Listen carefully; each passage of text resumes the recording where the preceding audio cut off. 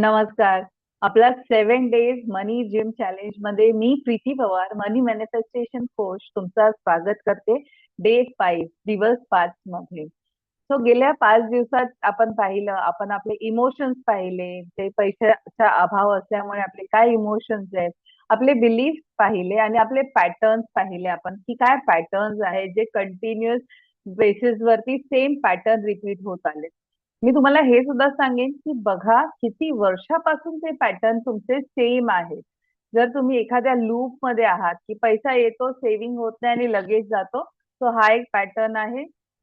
कर्जामध्ये असणं हा एक पॅटर्न आहे. तो तुमचा काय पॅटर्न आहे समजून घ्या. सो आजचा दिवस आहे ज्याच्यात आपण समजून घेणार आहे की अभावी दृष्टिकोन आणि समृद्धीची दृष्टिकोन ह्याचाच अर्थ काय.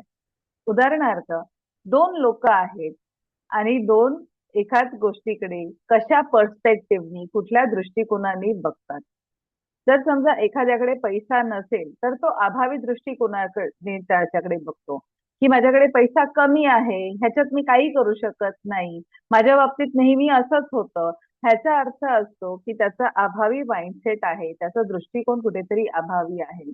तो दुसरा माणूस जो समृद्धीचा दृष्टिकोन त्याचा असतो, ज्याची समृद्धीचा माइंडसेट असतं, त्याच परिस्थितीत तो विचार करतो, की ठीक आहे, आज माझ्याकडे लिमिटेड पैसा आहे, पण ह्यालाच मी कसं डबल करू शकतो, ह्यालाच मी कसं ग्रो करू शकतो. किंवा माझ्याकडे पैसा हवा तसा पुरत नाही, तर का पुरत नाही? तो त्याच्यामध्येही संधी शोधतो. तो त्याच्यामध्येही आणखीन अपॉर्च्युनिटीज बघतो.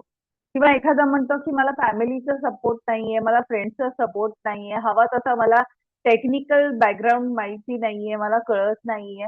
हा आहे अभावी माणसाचा दृष्टिकोन. जिथे जो माणूस फार ऑपॉर्च्युनिस्टिक आहे, ज्याला समृद्ध दृष्टिकोन आहे, तो विचार करतो, की मला हे कळत नाही, मला फॅमिलीचा सपोर्ट नाहीये. तर मी काय करू, की मला फॅमिलीचा सपोर्ट सुद्धा मिळेल. माझ्या आसपास अशा अपॉर्च्युनिटीज येतील, ज्याच्याने मी ग्रो करीन. सो आयडेंटिफाय करा, की पैशाबद्दल पहिला तर तुमचा दृष्टिकोन काय आहे?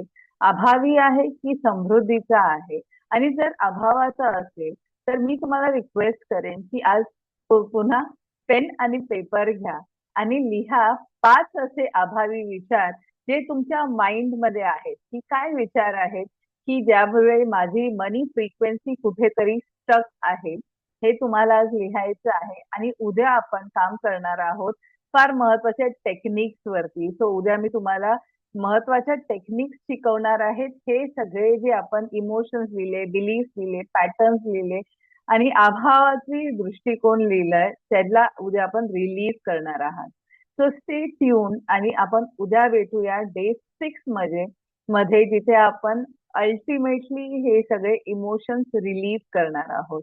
So thank you so much connected राहण्यासाठी आणि चला श्रीमंत होऊया. Thank you. बाय.